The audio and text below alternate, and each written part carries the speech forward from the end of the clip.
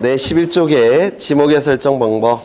지목은 토지의 사용 목적을 줄여서 지목이라고 얘기합니다. 토지의 사용 목적을 줄여서 지목이라고 하는데, 이 지목은 토지를 28개로 구분한 겁니다. 28개로 구분한 토지를 주된 용도에 따라서 28개로 구분한 것이 지목인데, 주된 용도에 따라서 구분한다는 거 이거 꼭 기억하셔야 돼요.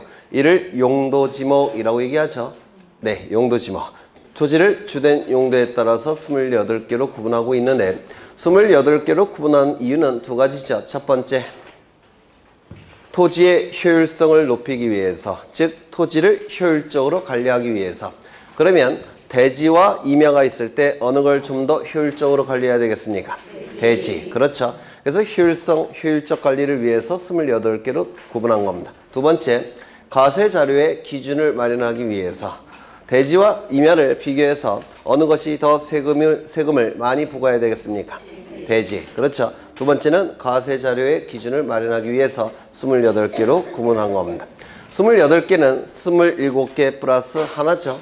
그래서 우리 사회에서 가장 많이 사용하는 용도 27개 딱 정해놓고, 나머지 잡스러운 종류의 용도의 토지는 하나에 다 집어넣는 겁니다. 뭡니까? 잡종지. 그렇죠.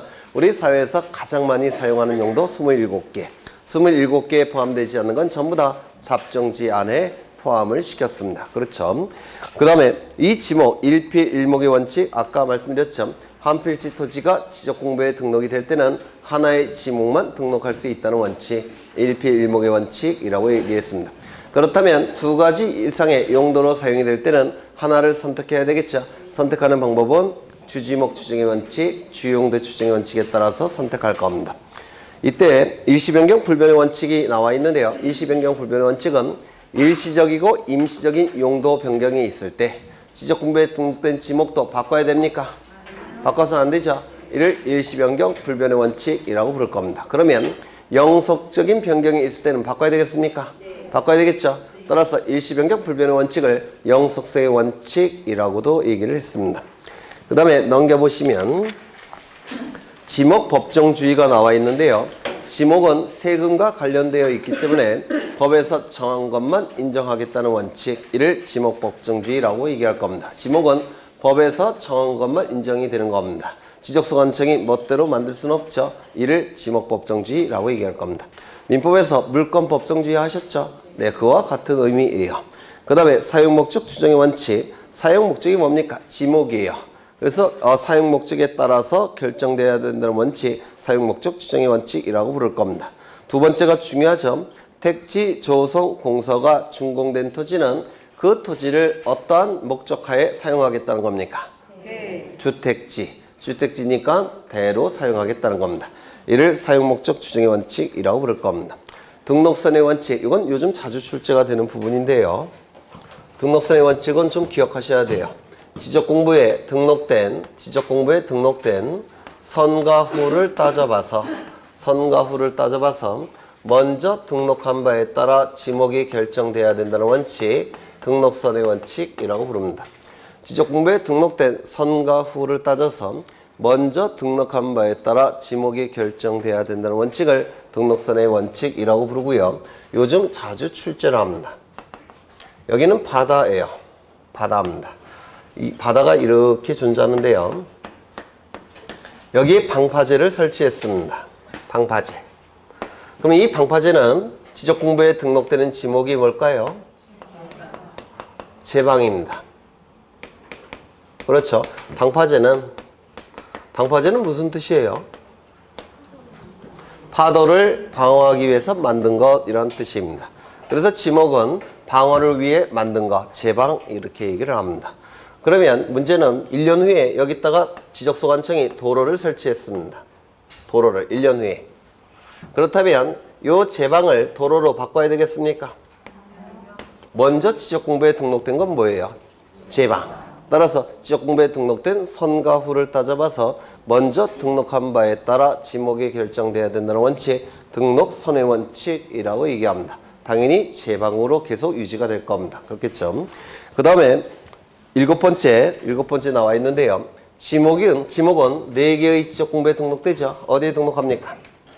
토지대장, 임야대장, 지적도, 임야도. 반드시 외우셔야 되죠. 이 토지대장과 임야대장은 그 지적공부 중에서 가장 많은 정보를 담고 있는 가장 완전한 형태의 정보입니다. 뭐가요? 토지대장과 임야대장은. 따라서 토지대장, 임야대장에 등록이 될 때는 지목도 정식명칭으로 등록을 합니다. 정식명칭을 사용해서 등록을 하게 돼요. 그런데 이 지적도, 임야도는 얘기가 달라집니다. 왜냐하면 도면이 이렇게 한 장 있을 때 이 안에는 굉장히 많은 토지들이 등록되어 있고요. 이렇게 등록되어 있고 각 토지마다, 필지마다 지번도 등록해야 되고 지목도 등록해야 돼요. 요 지적도, 임야도는. 그런데 지번도 등록해야 되고 이 안에 다 지번도 등록해야 되고 지목도 등록을 해야 되는데 지목을 정식명칭으로 등록하게 되면 공시기능이 지저분해지기 때문에 공시기능이 떨어집니다. 따라서 이 지적도, 임야도에 등록이 될 때는 정식명칭으로 등록할 수는 없고 부호를 만들어서 아주 간략하게 등록합니다. 공시기능을 높이기 위해서. 부호를 만드는 방법은 24개는 첫 번째 글자를 따서 만들었죠. 두 문자. 4개는 두 번째 글자를 따서 만들었죠. 차 문자. 요 4개가 뭐가 있습니까? 차, 주차장, 장, 공장용지, 천, 하천, 원, 유원지. 4가지 반드시 외우셔야 돼요. 두 번째 글자를 따서 만든 부호. 차, 장, 천, 원. 차, 주차장, 장, 공장용지, 천, 하천, 원, 유원지.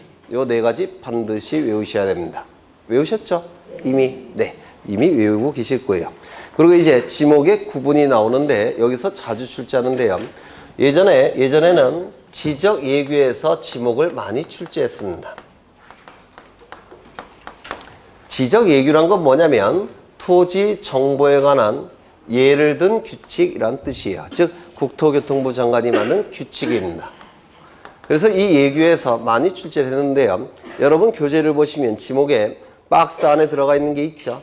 그게 바로 지적 예규에 있는 내용들이에요. 그래서 예규에서 많이 출제했습니다. 근데 지금은 지적 예규에서 출제하지 않고요. 지금은 대통령령에서 많이 출제합니다. 그 박스 안에 있는 건 기본서 얘기하는 거예요. 기본서. 기본서 안에 박스가 있을 겁니다. 그 안에 나와 있는 게 거의 지적 예규에 관한 내용이에요. 여기서 많이 출제했는데 지금은 여기보다는 여기서 더 많이 출제합니다. 대통령령에 다만이라는 문구가 있어요. 예외 규정, 단서 규정이죠. 네, 단서 규정이라고 하는데 이 단서 규정에서 주로 출제합니다. 요즘은. 그래서 문제가 좀 더 쉬워졌어요. 요즘은. 이 단서 규정은 여러분 그 요약집에 있는 거 거기를 보시면 돼요. 다만이라는 문구가 나오면 무조건 출제된다 이렇게 생각하셔야 됩니다. 요즘은 여기서 주로 출제합니다. 그럼 이제 1번부터 하나씩 볼 건데요. 저는 밭농사 용도의 토지를 밭전자를 써서 전이라고 표기합니다. 밭농사 용도의 토지를 밭전자를 써서 전이라고 표기하고요. 논농사 용도의 토지를 논답자를 써서 답이라고 표기합니다. 그래서 논농사 용도의 토지 답, 밭농사 용도의 토지 전 이렇게 되는데요. 이 답은 논농사 용도의 토지죠. 그런데 논을 가보시면 밑에 바닥에 항상 물이 찰랑찰랑 차 있죠. 그렇죠. 따라서 이 논농사는 물을 상시적으로 직접 이용하는 겁니다. 맞습니까? 그래서 키워드는 물을 상시적으로 직접 이용하여. 이게 키워드입니다. 그런데 이 밭농사 용도의 토지 저는요. 가뭄이 들 때만 물을 뿌려줍니다. 그렇죠. 비가 안 올 때만 물을 뿌려줘요. 즉 물을 상시적으로 이용하지 않고 이게 키워드입니다.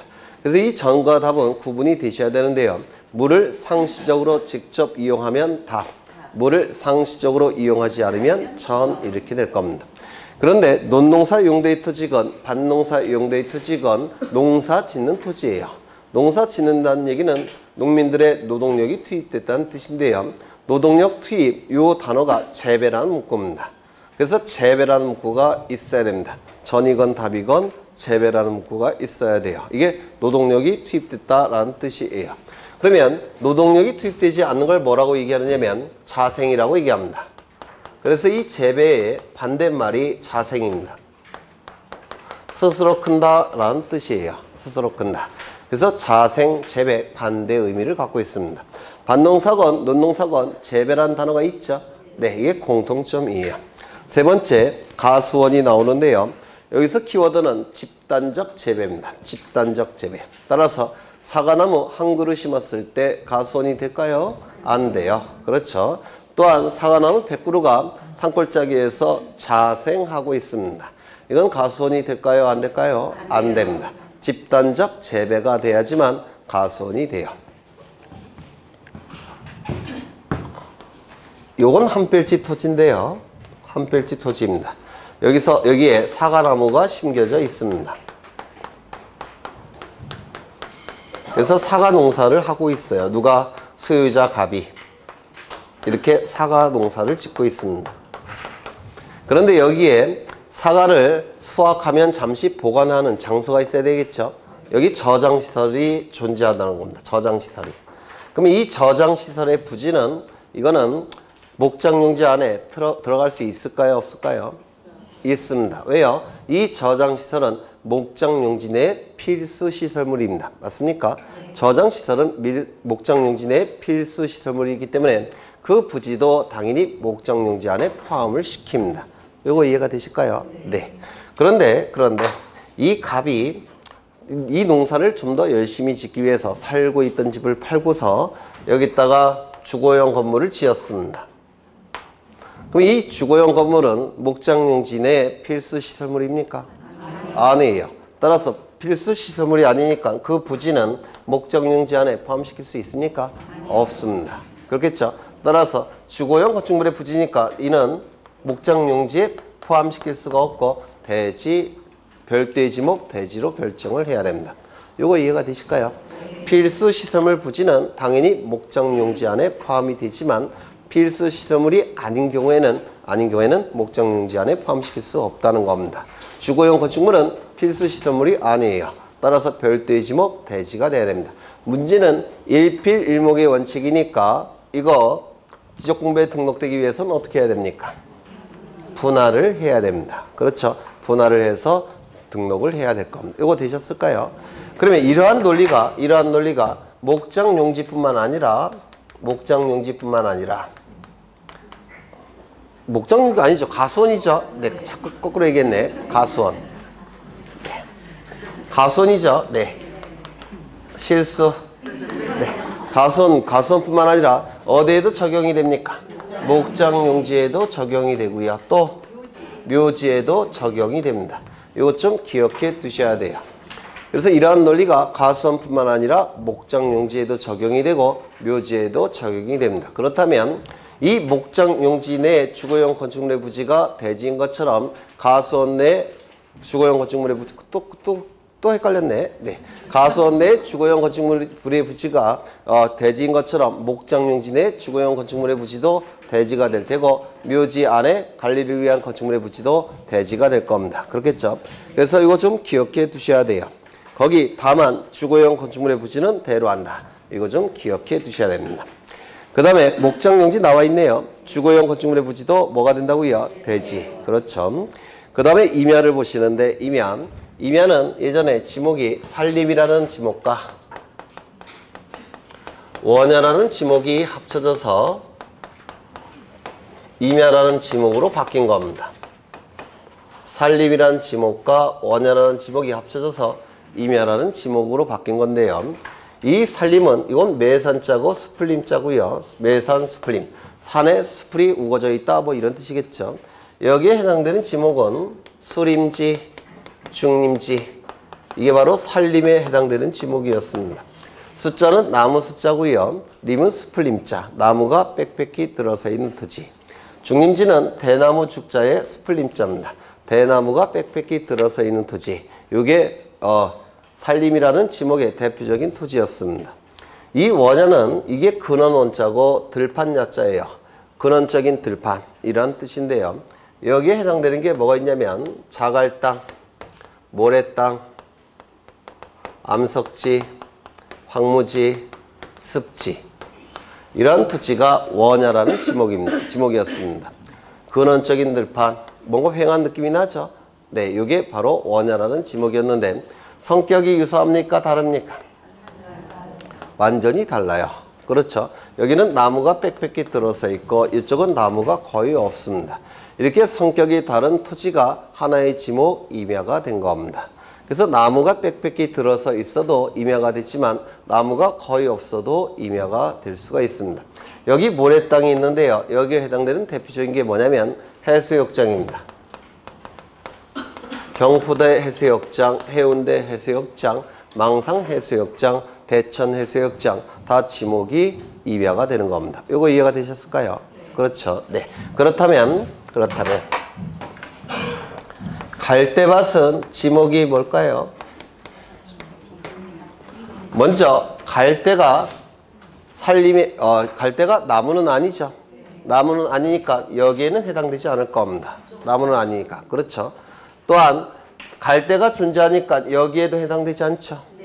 뭔가 행한 느낌이 안 나죠. 갈대가 있으니까. 따라서 이 갈대밭은 첫 번째 임야는 아니입니다. 가장 유사한 게 임야일 텐데 임야는 아니에요. 또한 밭이라는 표현이 있는데요. 밭이라는 표현이 있으니까 전에 해당이 되느냐? 전에 해당될 수도 없어요. 왜요? 전에 해당되기 위해선 재배라는 게 성립이 돼야 돼요. 갈대를 재배하는 건 아니죠. 이건 자생이죠. 따라서 전에 해당될 수도 없습니다. 그래서 이 갈대밭은 가장 유사한 것이 임야 아니면 전일 텐데 임야도 아니고 전도 아니라면 뭐가 될 수밖에 없습니까? 잡종지가 될 수밖에 없다라는 겁니다. 27개에 해당되지 않는 것은 전부 다 잡종지가 되는 겁니다. 그렇겠죠? 그래서 이 갈대밭은 잡종지가 될 겁니다. 그 다음에 광천지가 나오는데요. 이 광은 광물이라는 뜻이에요. 광물. 천자는 샘천자입니다. 샘천자. 그래서 광물이 샘처럼 솟구치는 부지가 바로 광천지라고 얘기를 해요. 광물이 샘처럼 솟구치는 부지. 그렇다면 이 광물은 액체일까요? 고체일까요? 액체가 될 수밖에 없습니다. 그렇죠? 약수, 온수, 석유류 이런 액체가 될 수밖에 없습니다. 그래서 온수, 약수, 석유류 등이 솟구치는 부지가 바로 광천지가 될 겁니다. 여기 토지들이 있고요. 토지들이 있습니다. 그리고 여기서부터 여기까지는 백번지 토지인데요. 여기에 온수, 약수, 석유류 등이 샘처럼 솟구칩니다. 샘처럼 솟구치고 있고요. 여기는 지번이 한 200번지 토지인데요. 여기 저장시설이 이렇게 설치되어 있습니다. 그러면 온수, 약수, 석유류 등을 모아서 이쪽에 보낼 때 이쪽으로 보내서 이쪽에 저장하고자 해요. 온수, 약수, 석유류 등을 채집해서 이쪽에 보내고자 합니다. 그러면 이건 송유관이나 송수관이 설치가 되겠죠? 네. 송유관, 송수관이 설치가 될 겁니다. 그래서 온수, 약수, 석유 등을 모아갖고 이쪽 저장시설로 보내서 여기서 보관하겠다는 겁니다. 이때 이 거리는 예를 들어서 30km 정도 떨어져 있어요. 너무 긴가? 10km. 이렇게 떨어져 있습니다. 그렇다면 이 송유관, 송수관 부지는 광천지 안에 포함시킬 수 있을까요? 없을까요? 없습니다. 그렇겠죠? 만약에 이걸 광천지 안에 포함을 시켜버리면 광천지의 범위가 너무 넓어집니다. 맞습니까? 그 다음에 이 저장시설물 부지도 광천지 안에 포함시킬 수 있겠습니까? 없겠죠. 너무 떨어져 있죠. 따라서 이 송유관, 송수관 부지, 요 저장시설물 부지는 광천지에서 제외될 수밖에 없습니다. 이거 이해가 되실까요? 네. 그러면 거기 다만이라는 문구가 있네요. 다만 온수, 약수, 석유류 등을 일정한 장소로 운송하는 송유관, 송수관 및 저장시설의 부지는 광천지에서 제외될 수밖에 없다는 겁니다. 이거 이해가 되실까요? 그러면 이 저장시설물의 부지는 뭐가 될까요? 여기는 잡종지요. 아니, 저장시설물 부지 창고용지가 될 겁니다. 맞습니까? 창고용지가 될 겁니다. 그 다음에 이 송유관, 송수관 부지는 이 용도에 따라서 결정이 될 거예요. 그렇죠? 여기가 대지라고 한다면 여기도 대지가 될 테고, 도로라고 한다면 여기도 도로가 될 겁니다. 맞습니까? 그런데 불분명하다면 잡종지가 되는 겁니다. 불분명하다면 잡종지가 될 겁니다. 그래서 보통 잡종지로 출제를 합니다. 송유관, 송수관 부지는 잡종지로 보통 출제가 됩니다. 그 다음에 염자는 소금 염자고요. 소금이란 뜻이고, 저는 밭전자예요. 소금, 밭 이런 뜻이겠죠. 네. 거기 다만이라는 구가 있는데 다만 천일 제염 방식으로 천은 하늘 천자가 될 테고 일은 태양이란 뜻입니다. 제는 만든다는 뜻이고요. 염은 소금이란 뜻이에요. 그래서 하늘에서 태양이 빛을 내리치면 바닷물을 증발시켜서 바닷물이 증발이 되면 맨 밑에 소금만 남겠죠. 이게 천일제염의 방식이다 라고 얘기합니다. 천일제염 방식으로 하지 아니하고 동력으로 바닷물을 끌어들여. 이건 무슨 뜻입니까? 바닷물을 공장에서 끓입니다. 끓이면 수분이 날아가겠죠. 그러면 이제 소금이 나오게 될 겁니다. 그런데 이 공장에서 소금을 동력으로 바닷물을 끌어들여 소금을 제조하는 공장시설물의 부지는 염전에서 제외한다라는 표현이 있죠. 그러면 이건 염전이 될 수가 없다는 겁니다. 그럼 염전이 되는 경우는 천일 제염 방식으로 소금을 만드는 부지만 염전이 될 수가 있을 겁니다. 맞습니까? 네. 그러면 이 공장은 공장시설물의 부지는 뭐가 되겠습니까? 공장용지가 될 수밖에 없을 겁니다. 그 다음에 대지가 나오는데요. 대지 이거 좀 외워두시죠. 영구적 건축물죠. 이거 외우죠. 주거, 사무실, 점포, 문화시설. 이걸 외우십니다. 영구적 건축물 부지라고 해서 무조건 대지가 되는 게 아니고요. 주거, 사무실, 점포, 문화시설물 부지만 대지가 돼요. 주거, 사무실, 점포, 문화시설. 그러면 신세계백화점 부지는 뭐가 되겠습니까? 네? 점포죠. 점포. 따라서 대형 점포니까 대지가 될 수밖에 없을 겁니다. 맞습니까? 그렇죠. 네. 그 다음에 2번도 출제가 된 적이 있죠. 택지 조성 공사가 준공된 토지. 그러면 주택지가 될 테니까 이거는 주거죠. 주거니까 대지가 될 겁니다. 공장용지 이거 읽어보시면 될 텐데요. 3번을 기억하셔야 돼요.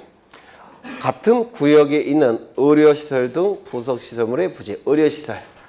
공장은 위험한 기계가 설치되어 있죠. 따라서 사고가 자꾸 발생해요. 사고가 자주 발생하니까 이 의료시설물도 필수시설물로 간주합니다. 따라서 안에 설치가 되어 있다면 필수시설물이 되니까 당연히 공장용지가 될 겁니다. 만약에 바깥에 설치가 되어 있다면 이건 당연히 점포니까 대지가 될 겁니다. 하지만 안에 설치되어 있다면 필수시설물로 봐서 공장용지 안에 포함을 시켜야 된다. 이건 또 기출지문이에요. 그 다음에 학교용지 읽어보시면 될 테고요. 주차장. 주차에 필요한 독립적 시설. 요게 키워드입니다. 주차에 필요한 독립적 시설. 이게 키워드가 될 테고요. 다만 다음의 어느 하나에 해당하는 시설의 부지는 제외한다 라고 되어 있고요. 거기 노상주차장은 제외가 되네요. 그렇죠. 노상주차장은 이게 노상주차장이 될 겁니다. 여기 도로가 있고요. 도로인데 도로변에 이렇게 선을 그어놨죠. 그리고 여기서 차를 파킹할 수 있죠. 그리고 자전거 타는 아저씨가 왔다리 갔다리 하면서 주차요금 걷어갔죠. 네, 이게 바로 노상주차장이에요. 그러면 주지목 추정의 원칙상 이게 주차장이 될 수 있습니까? 주된 용도는 뭐죠? 도로. 주지목 추정의 원칙상 이거는 도로가 될 겁니다. 주차장이 될 수가 없어요. 주차에 필요한 독립적 시설을 갖췄다고 평가를 할 수 없습니다. 그 다음에 부설주차장이 나오는데 부설주차장 절대로 밥상을 그린 건 아니에요. 반찬 그릇을 그린 것도 아니고요. 요거는 시설물인데 체육시설입니다. 체육시설이라고 한다면 지목이 뭘까요? 체육용지가 될 겁니다. 그렇겠죠? 만약에 이 시설물이 박물관이라고 한다면 박물관은 문화시설이죠. 문화시설이니까 지목이 뭘까요? 대지가 될 겁니다. 맞습니까? 그런데 이런 시설물 부지 안에는 부설주차장이 설치되어 있죠. 그럼 이 부설주차장은 이런 시설물의 필수시설물로 간주하기 때문에 요즘은 이거는 시설물의 종류에 따라서 결정이 될 겁니다. 체육시설이라고 한다면 체육용지 안에 포함을 시키는 것이고 문화시설이라고 한다면 대지 안에 포함시킬 수밖에 없을 겁니다. 맞습니까? 그래서 백화점 지하에 있는 거 그런 것도 전부 다 대지가 되는 겁니다. 그렇겠죠? 그런데 이 주차 공간이 너무 협소해서 인근에 이렇게 주차 공간을 또 설치했습니다. 이거는 이 주차 공간은 주지목 추정의 원칙을 적용시킬 수 있습니까? 없어요. 왜? 안에 설치된 주차장이 아니니까. 그렇죠. 이거는 독립된 주차시설로 봐서 이건 주차장으로 보게 됩니다. 그래서 부설 주차장은 둘로 나눠지는데요. 시설물 부지 안에 설치가 되어 있다면 시설물의 종류에 따라서 그 지목이 결정이 될 테고, 시설물 부지 바깥에 설치된 부설 주차장은 독립된 주차시설로 보기 때문에 이건 주차장이 될 수가 있다는 겁니다. 요거 이해가 되실까요? 네. 그 다음에 2번 자동차 등의 판매 목적으로 설치된 물류장 및 야외 전시장이라고 되어 있는데, 거기 판매 목적이라는 표현이 있죠. 그렇다면 점포에 해당되느냐? 점포에 해당이 된다면, 만약에 점포에 해당된다면 대지가 될 수도 있겠죠. 그런데 거기 옆에 보니까 물류장이라는 표현이 있죠. 야외 전시장이라는 표현이 있죠. 그러면 점포입니까? 아닙니까? 점포는 아니에요. 따라서 대지는 될 수가 없을 겁니다. 맞습니까? 그러면 이건 주차시설로 볼 수가 있느냐? 독립된 주차시설로 볼 수가 있냐? 그걸로 볼 수도 없죠. 그러면 이 자동차 등의 판매 목적으로 설치된 물류장 및 야외 전시장은 주차 공간도 아니고 독립적 주차시설로 볼 수도 없고, 따라서 독립적 주차시설로 볼 수 없으니까 주차장은 아닐 테고, 두 번째 대지도 아니라고 했죠. 대지도 아니고, 그럼 뭐가 될 수밖에 없습니까? 잡종지가 되는 겁니다. 이것도 시험에 자주 나오니까 좀 기억해 두셔야 돼요. 독립된 주차 공간으로 볼 수 없죠. 물류장 판매 목적이라는 표현이 있으니까 독립된 주차 공간으로 볼 수가 없다는 겁니다. 판매 목적이라는 표현이 있으니까. 또한 판매 목적이라는 표현이 있기 때문에 대지로 볼 수 있냐? 안 돼요. 왜? 물류장, 야외 전시장이라는 표현이 있으니까 대지로 볼 수도 없다는 겁니다. 그러면 주차장도 아니고 대지도 아니라면 뭐가 될 수밖에 없다고요? 잡종지가 될 수밖에 없다는 겁니다. 주유소용지 보시면 1번에 석유, 석유제품 또는 액화, 석유, 가스 등의 판매를 위하여, 판매가 키워드입니다. 그래서 판매와 관련이 있어야지만 주유소용지가 돼요. 판매와 관련이 없다면 주유소용지가 될 수가 없습니다. 그러면 그 위에 보시면 자동차, 선박, 기차 등의 제작, 정비, 공작 안에 설치된 급유, 송유시설은 이거는 판매와 관련이 없죠. 따라서 주유소가 될 수는 없습니다. 그렇죠?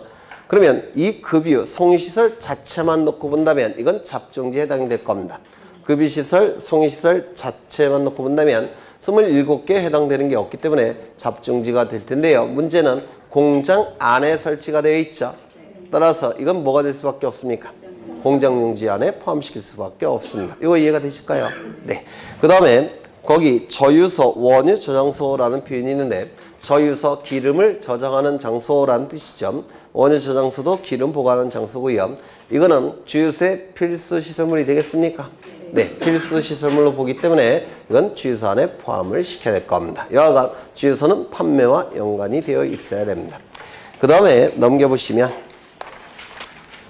창고용지 독립적으로 설치된, 요게 키워드가 되겠죠. 독립적으로 설치된.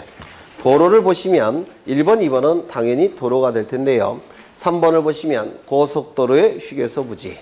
이 고속도로의 휴게소 부지는 이거는 도로가 되는데요. 이유는 이 고속도로는 도로의 기능이 가장 강화된 형태의 도로이기 때문에 다른 지목을 용납하지 않습니다. 따라서 휴게소 부지가 설령 판매를 위한 점포에 해당되기 때문에 대지가 되느냐? 대지가 될 수가 없어요. 고속도로는 도로의 기능이 가장 강화된 형태의 도로이기 때문에 다른 지목을 용납하지 않습니다. 따라서 고속도로 위에 휴게소 부지는 도로가 되는 겁니다. 그런데 국도나 지방도로는 얘기가 달라집니다. 국도나 지방도로는 도로의 기능이 가장 강화된 형태의 도로가 아니에요. 따라서 휴게소는 점포에 해당되니까 국도나 지방도로 위에 휴게소 부지는 뭐가 되겠습니까? 대지가 되는 겁니다. 이거 이해가 되실까요? 네. 그 다음에 하나 더. 고가도로, 지하도로는 지목이 뭘까요? 우리가 지목을 얘기할 때 주된 용도에 따라서 28개로 구분한다고 했죠. 그런데 우리 지적제도는 수평 지적을 채택하고 있기 때문에 지표상의 용도에 따라서 결정을 합니다. 지표상의 용도. 그러면 고가도로나 지하도로는 지표상의 도로입니까? 아니죠. 공중에 설치됐다든지 땅속에 설치됐죠.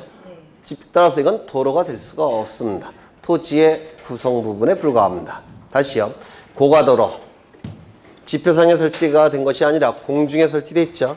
이건 토지의 구성 부분에 불과하고요. 지하도로, 땅속에 설치되어 있죠.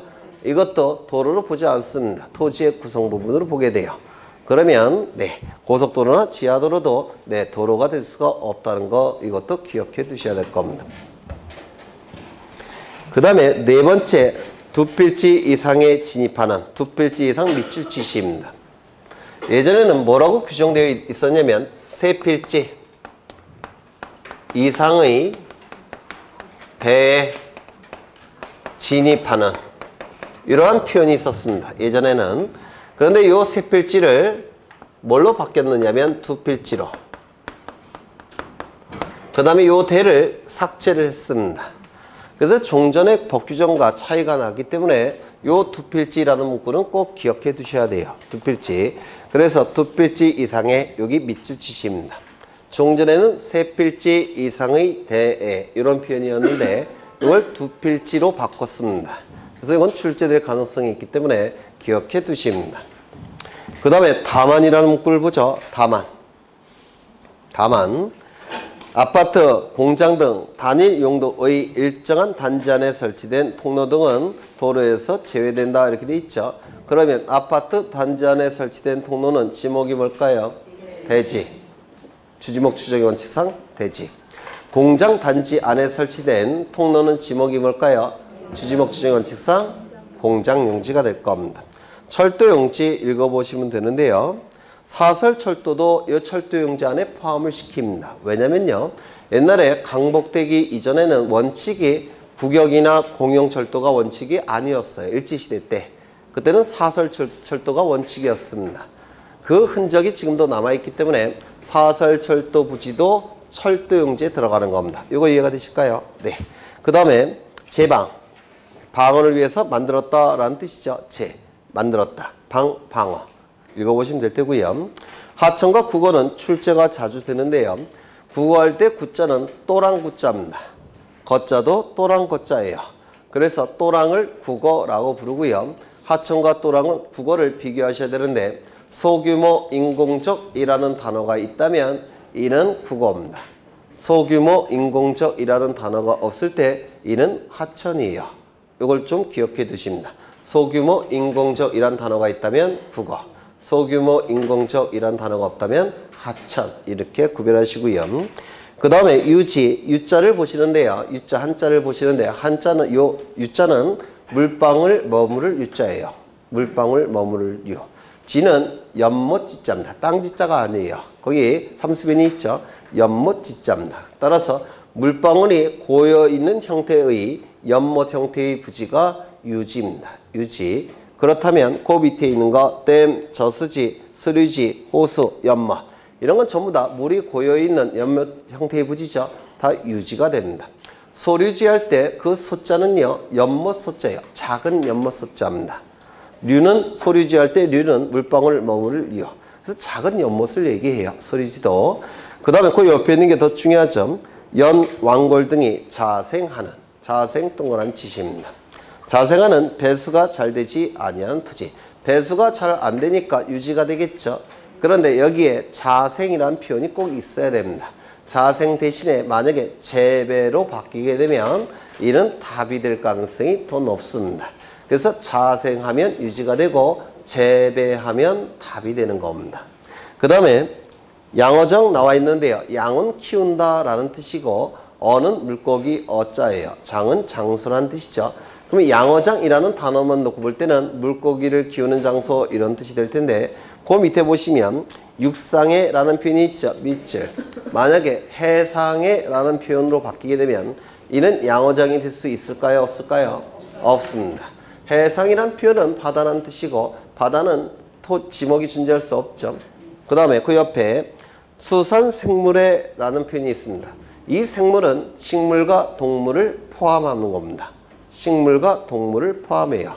그러면 수산식물의 양식 번식을 위한 시설에 갖춘 부지도 양어정 안에 포함이 되는 겁니다. 이거 이해가 되실까요? 수산식물도 양어정 안에 포함을 시킵니다. 그렇다면 수산식물만을 위한 양식장이라는 지목은 있을 필요가 있을까요? 없을까요? 없습니다. 양식장이라는 지목은 존재하지 않습니다. 옆에다 쓰시죠. 양식장 쓰시고 X 표시합니다. 양식장이라는 지목은 없습니다. 오른쪽을 보시면 수도 용지가 나오는데요. 첫째 줄에 물을 정수하여. 이게 키워드입니다. 물을 정수하여. 정수시설이 있어야지만 수도용지가 될 수가 있습니다. 그렇다면 공동우물은 수도용지가 될까요? 안 될까요? 안 돼요. 왜요? 정수시설이 없기 때문에 그래요. 그러면 공동우물은 유지가 될 수 있을까요? 없을까요? 안 됩니다. 왜? 먹는 물이니까. 그렇죠? 그러면 이 공동우물은 가장 유사한 것이 수도용지 아니면 유지가 될 텐데요. 수도용지도 될 수 없고 유지도 될 수 없습니다. 뭘까요? 잡종지가 되는 겁니다. 공동우물의 부지는 잡종지가 될 수밖에 없습니다. 그 다음에 공원이 나오는데요. 일반 공중에 보건, 휴양, 정서 생활에 이용하기 위한 시설. 보건, 휴양, 정서 생활이 키워드입니다. 보건, 휴양, 정서 생활. 그렇다면 묘지 공원은 사람의 보건, 휴양, 정서 생활이 주된 목적일까요? 아니에요. 묘지 공원은 사람의 보건, 휴양, 정서 생활도 있겠지만 그건 부수적인 목적에 불과하고 이게 주된 목적이에요.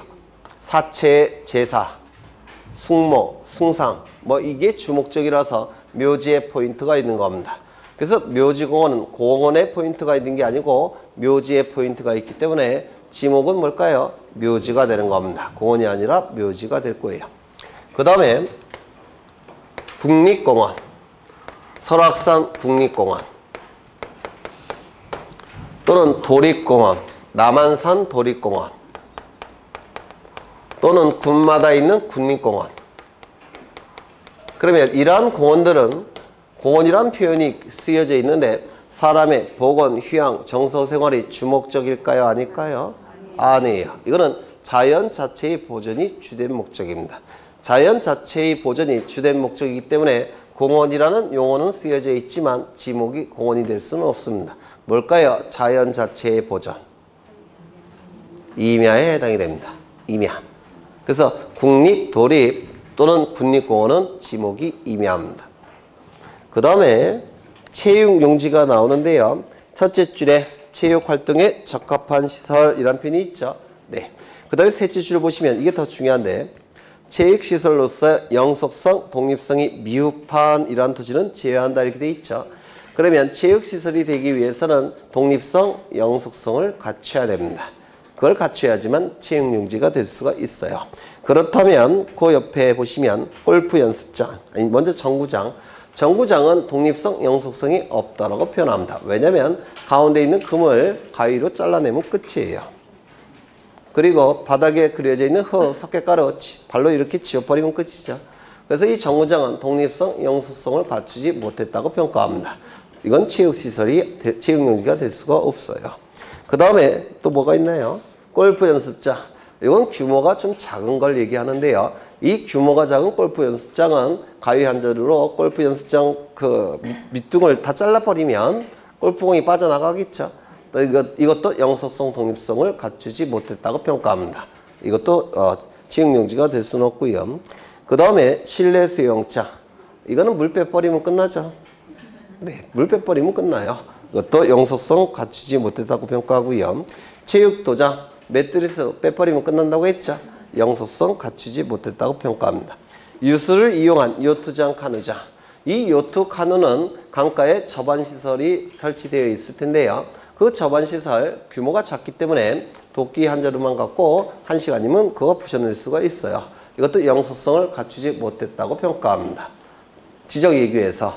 그래서 이것도 당연히 체육용지가 될 수가 없고요. 산림안의 야영장. 이것도 이동시 화장실 치워버리면 끝나요. 영속성을 갖추지 못했다고 평가합니다. 이거 반드시 외우셔야 돼요. 다만이라는 문구부터 반드시 외우셔야 됩니다. 자주 출제하고 있으니까. 그 다음에 거기 둘째 줄 보시면 승마장, 경륜장이 있습니까? 네, 이거 밑줄 지시입니다. 이건 자주 출제가 됩니다. 승마, 경륜은 자전거죠. 그래서 승마, 경륜은 올림픽 정식 종목입니다. 체육시설로 봐서 체육용지가 됩니다. 승마장, 경륜장 이건 올림픽 정식 종목이라서 체육용지가 된다는 거 기억해 두시고요. 그 다음에 유원지에서 키워드는 종합적이라는 표현이 이 키워드예요. 종합시설을 갖춰야지만 유원지가 되는 겁니다. 그래서 위락, 휴양 등에 적합한 종합적 시설을 갖춘 부지, 이게 유원지가 될 거예요. 거기 첫째 줄 끝에 보시면 낚시터라는 표현이 있죠. 밑줄. 이 낚시터는 규모가 큰 낚시터를 얘기해요. 그래서 그 물고기가 있는 그 어장 형태도 있어야 될 테고 숙박 시설도 있을 테고 그리고 또 매점 시설도 있을 테고 애기들이 들여와서 놀 수 있는 애기들 보호 시설도 있을 테고 그래서 각종 시설로 구성된 낚시터를 얘기하는데요. 이건 유원지가 됩니다. 그 다음에 그 옆에 뭐가 있습니까? 어린이 놀이터. 이건 동네에 있는 어린이 놀이터를 얘기하는 게 아니고요. 어린이 대공원 들어보셨습니까? 네. 그렇게 규모가 큰 종합시설을 갖춘 어린이 대공원 같은 어린이 놀이터를 얘기하는 겁니다. 이것도 유원지가 돼요. 그 다음에 경마장이란 단어 있습니까? 경마장 밑줄. 이것도 종합시설을 갖췄다고 평가해서 이것도 유원지로 봅니다. 뚝섬 경마장이 지금은 뭐로 바뀌었죠? 뚝섬 유원지. 그렇죠. 예전에는 뚝섬 경마장이었습니다. 지금은 뚝섬 유원지로 바뀌었죠. 민속천 이것도 기억하시면 좋겠죠. 그 다음에 종교용지 읽어보시면 되는데요. 첫째 줄 보시면 향교라고 나와 있습니까? 향교 밑줄. 향교 붙이도 종교용지 나옵니다. 네, 어떤 신을 모시는지는 잘 모르겠지만 이것도 종교용지래요. 향교. 그 다음에 사적지 읽어보시면 될 테고요. 그러면 불국사 안에 설치된 다보탑 붙이는 지목이 뭘까요? 네, 주지목 추정의 원칙상 사적지가 아니라 종교용지가 되는 겁니다. 맞습니까?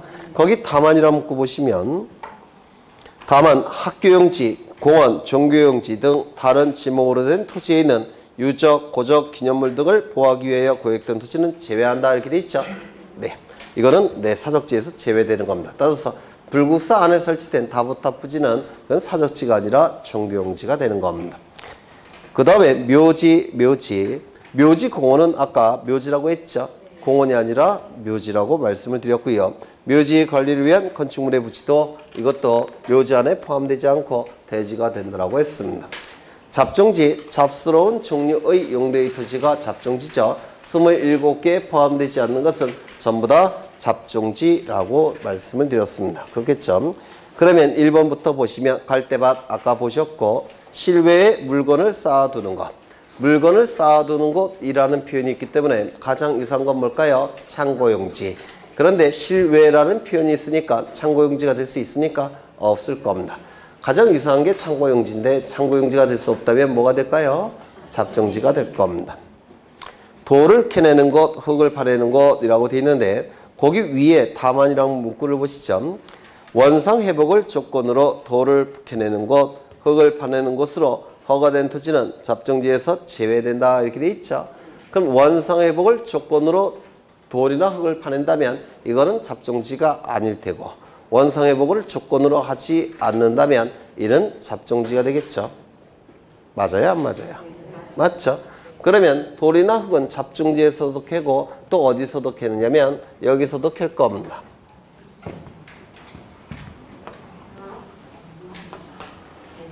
그렇죠. 자갈 땅, 모래 땅, 암석지, 황무지, 습지 여기서도 돌이나 흙을 캐낼 거예요. 여기서 캐낼 때는 어떻게 해야 된다고요? 원상 회복을 시켜야 됩니다. 예를 들어서 해수욕장에서 모래를 캐냅니다. 원상 회복 안 시키면 이제 해수욕장의 기능을 수행할 수 있습니까? 없더라는 겁니다. 그래서 원상 회복이라는 문구가 들어가면 임야가 되는 것이고 원상 회복이라는 문구가 안 들어가면 잡종지가 될 겁니다. 그 다음에 야외시장. 가장 유사한 것은 점포에 해당이 될 테니까 대지가 돼야 되겠죠. 그런데 대지로 볼 수는 없습니다. 왜? 영구적 건축물이 없으니까. 영구적 건축물 중 주거, 사무실, 점포, 문화시설이 대지죠. 그런데 여기 야외라는 표현이 있죠. 따라서 점포에 해당될 수는 없어요. 따라서 이는 가장 유사한 건 대지인데 대지가 될 수 없다면 뭐가 되는 겁니까? 잡종지가 되는 겁니다. 그 다음에 비행장. 가장 유사한 것은 주차장이 될 텐데요. 주차장으로 보게 되면 비행기가 슬퍼해요. 가격차가 얼만데. 그렇죠. 그래서 주차장이 될 수는 없습니다. 가장 유사한 게 주차장인데 주차장이 될 수 없다면 뭐가 되겠습니까? 잡종지가 되는 겁니다. 공동우물 아까 보셨고요. 2번 영구적 건축물이라는 표현이 있죠. 따라서 가장 유사한 것은 대가 돼야 되는데 대가 되기 위해서는 주거, 사무실, 점포, 문화시설이어야 되죠. 따라서 이건 주거, 사무실, 문화시설은 아니니까 이건 대지가 될 수가 없습니다. 뭐가 될까요? 어려우세요? 네? 이거 두 번째 하는 건데. 그렇죠. 영구적 건축물이라는 표현이 있으니까 대지가 될 가능성이 있습니다. 그런데 대지가 되기 위해서는 영구적 건축물 중 주거, 사무실, 점포, 문화시설만 대지가 되죠. 그런데 거기에는 송신소, 변전소, 수신소라는 표현이 있으니까 주거, 사무실, 점포가 문화시설이 아니죠. 따라서 대지는 될 수가 없습니다. 대지가 아니라면 뭐가 될 수밖에 없습니까? 잡종지가 되더라는 겁니다. 송유시설 가장 유사한 것은 강천지 아니면 주유소가 될 겁니다. 그런데 주유소가 되기 위해서는 판매와 연관이 돼야 되죠. 따라서 송유시설은 주유소가 될 수는 없어요. 두 번째, 강천지가 될 수 있느냐.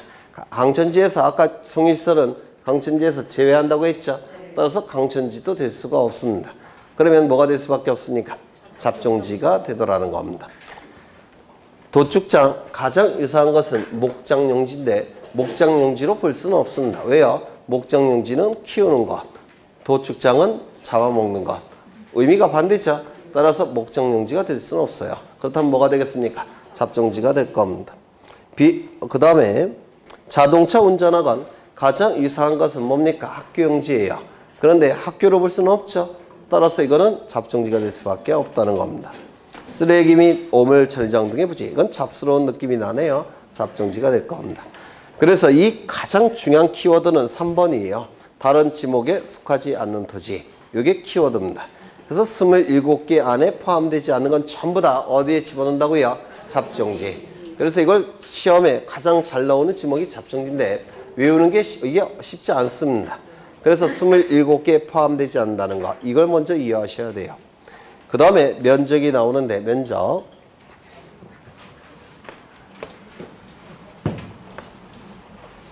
여기서부터 여기까지가 100번 토지입니다. 그리고 소유자는 갑인데요. 이 토지를 도면 위에 등록할 때는 측량을 통해서 등록을 해야 될 겁니다. 도면 위에 등록을 할 겁니다. 그런데 이 토지가 도면 위에 등록이 될 때는요. 이 토지를 위에서 내려다 봤을 때 그 모양을 여기다가 등록하는 겁니다. 위에서 내려다 봤을 때. 그러면 1km 위에서 내려다 보면 이 높은 부분과 낮은 부분이 구분이 될까요? 안 될까요? 안 됩니다. 맞습니까? 그래서 위에서 내려다 보면 바로 이 모양이 보입니다. 그렇죠? 이 모양이 보일 거예요. 그러면 이 모양을 여기다가 등록하는 겁니다. 여기에 등록이 이루어지면 이제 여기서 면적을 구해내야 되는데 이때의 면적을 뭐라고 부르냐면 도면 위에 그려진 도면에서 측정한 면적, 도면상의 면적이라고 부릅니다. 여기서 그린 다음에 면적을 측정하게 되는데 이를 도면상의 면적이라고 불러요. 여기에 그려진 그림은 요게 그려진 거죠. 맞습니까? 따라서 이 면적을 수평면적이라고 부릅니다. 그리고 여기에 요 면적도 있겠죠. 이를 지표상의 면적이라고 불러요. 지표상의 면적. 그리고 이는 경사졌죠. 경사면적이라고 부릅니다. 같은 뜻이에요. 지표상의 면적, 경사면적. 이쪽의 면적은 도면상의 면적, 수평면적. 근데 우리 공간정보법은 이쪽에 적용이 되는 겁니다. 이쪽에 적용되는 건 공간정보법이 아니라 민법이에요. 이쪽에 적용되는 법률 민법, 이쪽은 공간정보법. 그러면 우리 공간정보법에서의 면적은 무슨 면적을 얘기하겠습니까? 수평면적, 도면상의 면적을 의미하는 겁니다. 맞습니까? 우리 공간정보법상의 면적은 도면상의 면적, 수평면적을 의미해요. 그래서 우리 공간정보법 시간에는 이거를 그냥 생략해서 면적 이렇게 얘기를 합니다. 면적의 단위는 제곱미터를 쓰죠. 제곱미터 단위를 쓰게 됩니다. 미터법이라는 법에서 제곱미터 단위를 써야 된다라고 명시되어 있습니다. 그래서 평 단위를 쓰시면 안 돼요. 평 단위를 쓰시게 되면 미터법 위반한 불법 행위를 저질렀기 때문에 깜방에 갈 수도 있어요. 반드시 제곱미터를 써야 됩니다. 평을 쓰고 싶다면 이렇게 써야 된다고 했죠. 제곱미터를 원칙적으로 쓰고 가로를 친 다음에 100평 이렇게 써야 됩니다. 원칙은 무조건 제곱미터 단위를 써야 됩니다. 그렇겠죠? 네. 이때 이 면적을 측정하는 방법이 있는데요. 이 면적을 측정하는 방법은 두 가지가 있습니다. 첫 번째는 도면이 있을 때 이렇게 도면이 있으면 이건 도면인데요. 도면이 이렇게 있다면 여기서 면적을 측정하는 방법이 있습니다. 도면 위에서. 무엇을 통해서 측정하느냐면 전자면적 측정기라는 기구를 사용해서 이 도면 위에서 면적을 측정하는 방법이 있습니다. 이 전자면적 측정기는 이렇게 생겼어요. 테니스 라켓처럼. 이렇게 생긴 기구를 가지고 여기서 눈으로 측정하는 방법이 전자면적 측정기를 사용하는 방법, 이렇게 얘기합니다. 또 하나의 방법이 있는데 이건 뭐냐면 경계점 좌표 등록부입니다. 경계점 좌표 등록부가 있다라면 X좌표, Y좌표. 여기 X좌표, Y좌표가 있죠? 있을까요? 없을까요? 있겠죠? 여기 좌표값이 있을 때 이 좌표값을 컴퓨터에 입력합니다. 여기 도면이 이렇게 있으면요. 여기 X축을 설치하고 Y축을 설치하게 되면 이 경계점이 좌표값으로 전환될 수 있죠. 그게 바로 요거예요. 경계점 좌표 등록부. 그래서 좌표값이 등록된 장부인데 이 좌표값이 있을 때는 좌표값을 컴퓨터에 입력합니다. 컴퓨터를 입력해서 면적을 계산하는 프로그램을 돌려요. 그러면 컴퓨터가 이 좌표값을 가지고 면적을 계산해 버립니다. 그걸 뭐라고 부르냐면 좌표 면적 계산법이라고 부릅니다. 이 두 가지 방법으로 면적을 측정할 수가 있습니다. 어느 것이 정밀할까요? 이건 컴퓨터가 계산해야 되는 거고 이건 눈으로 측정하는 겁니다. 사람이. 그러면 이쪽이 훨씬 정밀할 겁니다. 이거 이해가 되실까요? 그러면 도면만 있다면 어쩔 수 없이 이 방법을 쓸 수밖에 없겠죠? 그런데 도면과 좌표값 두 가지가 다 있다고 한다면 어느 방법을 쓰겠습니까? 당연히 이걸 쓸 겁니다. 왜? 더 정밀할 테니까. 이거 이해가 되실까요? 도면만 있다고 한다면 당연히 전자면적 측정 기법을 쓸 겁니다. 하지만 도면과 좌표 등록부 두 가지를 다 가지고 있다면 당연히 좌표 면적 계산법을 쓸 수가 있을 겁니다. 이때 도면 위에 이걸 그려내는 방법이 전자평판 측량이라고 불러요.